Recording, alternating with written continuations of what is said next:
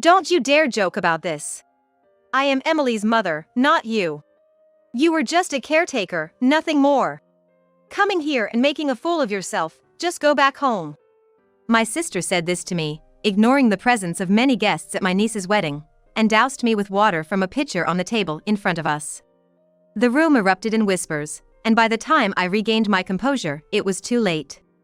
Beside my sister, who looked like a furious deity, was George, pale-faced. In front of me were my worthless sister and my continuously betraying husband, giving me the perfect opportunity for retribution. Wiping the water dripping from my hair, I slowly stood up. Ladies and gentlemen gathered here, I apologize for showing you such an unsightly scene.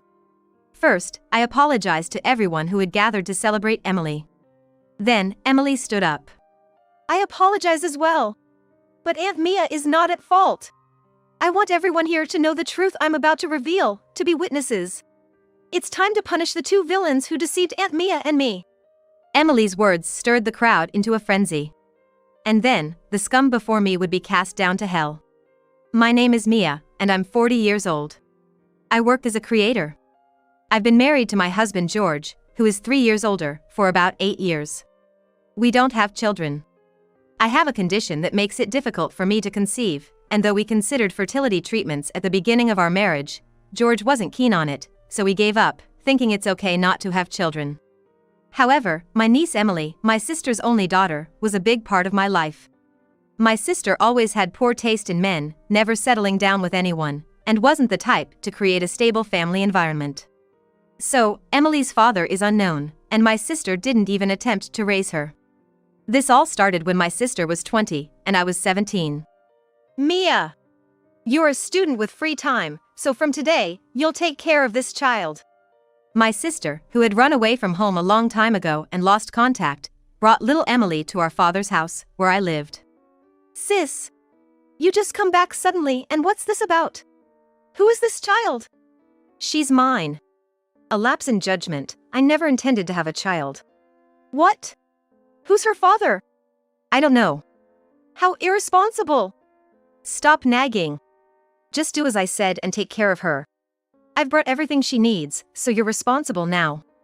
Wait, sis! I'm still in high school, I have school during the day, I can't take care of a baby. My screams were in vain, as she left the baby and a paper bag with me and walked out again. My mother's gone, and my father's always busy with work, coming home only after I'm asleep. How am I supposed to take care of a baby in these circumstances? Our mother was frail, and she passed away as I graduated from elementary school. Dad worked multiple jobs to support us, left behind. His workplace was far from our home, and he found a part-time job nearby, so he mostly stayed at the company dorm, rarely coming home. However, he always made sure to deposit money for my tuition and living expenses into my account every month. In such a situation, I had no choice but to drop out of high school to take care of the baby. Without even discussing it with Dad, I quit school. Of course, I had never taken care of a baby before, and without any allowance, I bought the bare minimum books on childcare from a used bookstore with the living expenses, trying desperately to figure it out. Fortunately, Emily never cried at night and wasn't in much trouble, but since I had no income, I had to manage with the money Dad deposited. I should talk to Dad about this, but I'm worried about putting more burden on him. Thinking this, I sought ways to earn money while staying at home. I had learned various things on the computer at school, and Dad had an old laptop he used for work, so I used the internet to find design jobs, my area of expertise. Initially, it was low-paid work with fees at a registered agency, but as I continued, I started receiving direct requests, and by the time I was 20, I was earning a decent amount. When Emily first called me Mama, I was so moved that I cried alone. Time passed, and as Emily was preparing to start elementary school, Natalie reappeared. You've done well until today. Sis! You're just gonna take her now? Yeah, I'll take her. What? After all this time? Emily isn't an object, you know. Well, she isn't your child, right? I'm the one who gave birth to her. You're no longer needed. Let's go, Emily. Get ready. No, Mom, who is this lady? What are you talking about? I'm your mother. Hurry up and get ready. Sis, stop. Emily's scared. Where are you planning to take her? She's grown up here. gone to daycare and kindergarten here, all her friends are here. Don't just show up out of the blue and ruin our lives. That's why I'm saying I appreciate your efforts till today. And where I take her is none of your business since you're not related by blood. So just back off quietly. Mom, help me. Let go. My mom is Mia, not you. I don't know you. Emily. Sis, please. Don't drag Emily into your reckless life. I will take responsibility and care for her. Don't take her away. Shut up. It's none of your business what I do with my child. Hurry up, Emily. Mommy. Emily. Natalie forcibly took crying Emily away from me and pushed me aside, taking her away. When I finally managed to get outside, after injuring my leg from being pushed, they were nowhere to be seen. I didn't know where Natalie lived, so I had no way to find them. Disappointed in myself for not being able to protect Emily, I fell into depression for a while. Then, more time passed, and when I turned 30, a letter arrived in my mailbox. Guess what? It was from Emily. In the letter, she wrote about how after being separated from me, Natalie took her to her apartment. She'd always thought of me even after we were apart. Natalie never took care of her, and she was often taken into Child Protective Services. Emily wanted to contact me, but like me, she was helpless as a little girl. After Emily contacted me, we started communicating frequently. It was the spring of her middle school years. That's the background, and having Emily made life worth living, even more than the sadness of not being able to have children with George. Though Natalie prevented us from meeting often, by the time Emily was in high school, we could meet at the diner where she worked part-time. She managed to go to school, as middle school was compulsory, but was told to work and pay for high school herself, so she bravely took on a part-time job. I secretly opened a bank account in Emily's name, without Natalie knowing, and deposited her high school fees and allowance every month.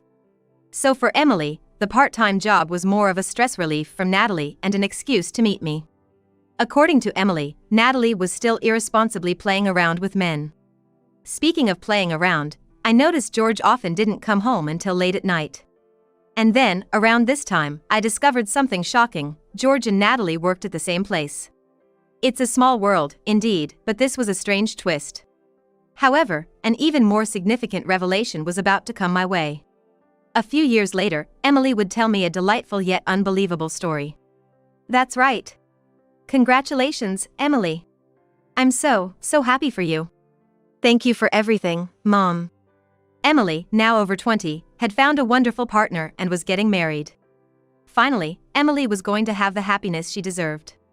I was jumping for joy inside. But then, there's something I have to tell you, Mia. Something important. What's wrong? You don't look like a happy bride. Is there a problem with your partner? Or did Natalie do something again?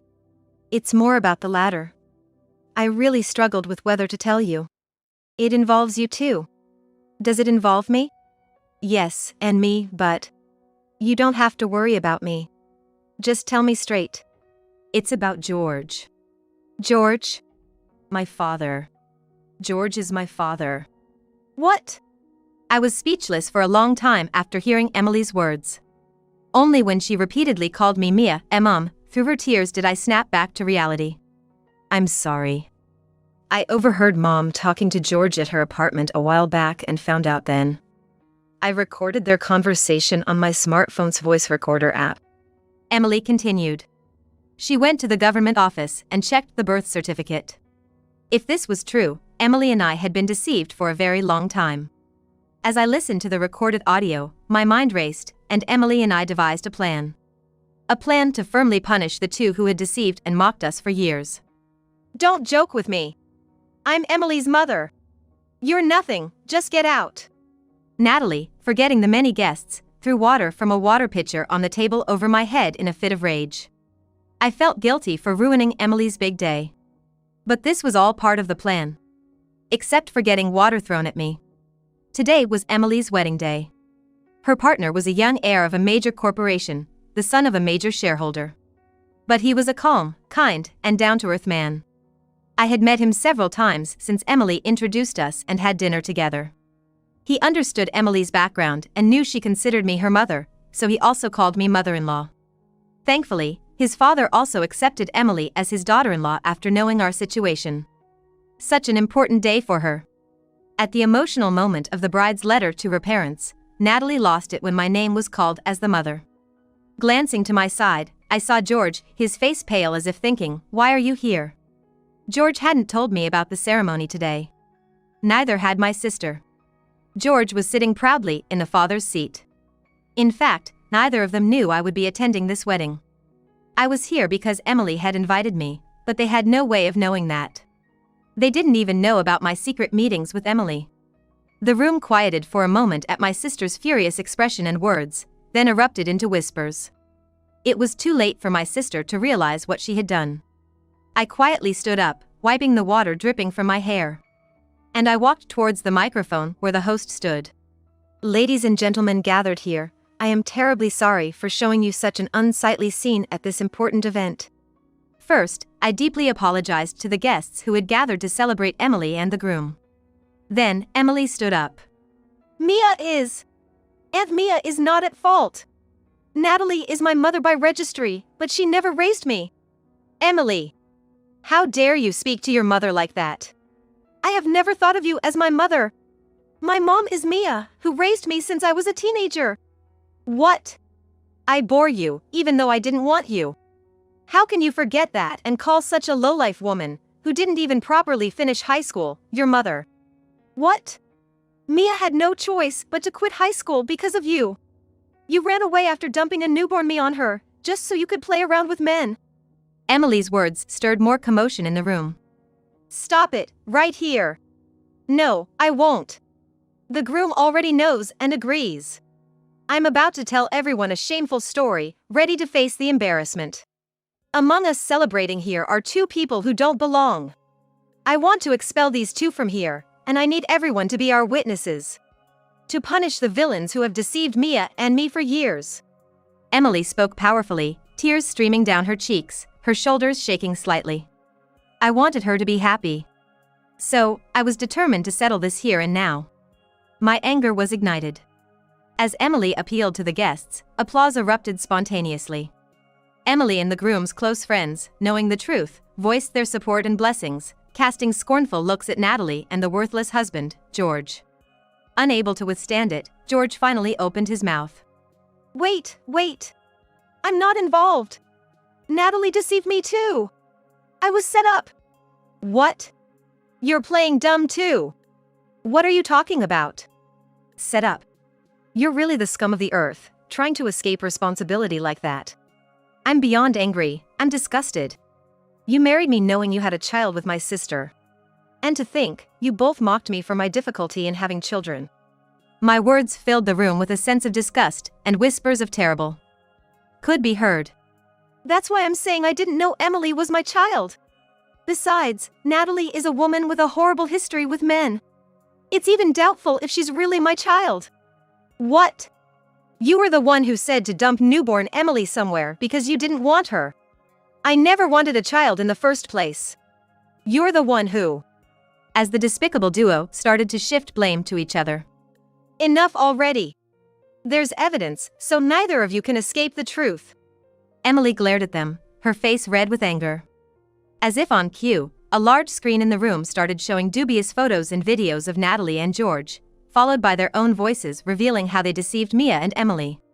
When I told you about the DNA test results saying it was your child, you were really scared, huh? But it worked out, right? Mia couldn't have children and wanted one, never imagining we'd push my sisters and my child on her. It turned out great, being able to shove all the trouble onto Mia. This conversation played on and on. The gazes in the room turned furious towards the two. Are you still going to play this ugly blame game? I don't care about me. But I will never forgive you for the pain you caused innocent Emily. I raised my voice, reprimanding them both. The room burst into applause again. Among them was one man clapping strongly and deliberately. Turning to look, I saw an elderly man slowly standing up.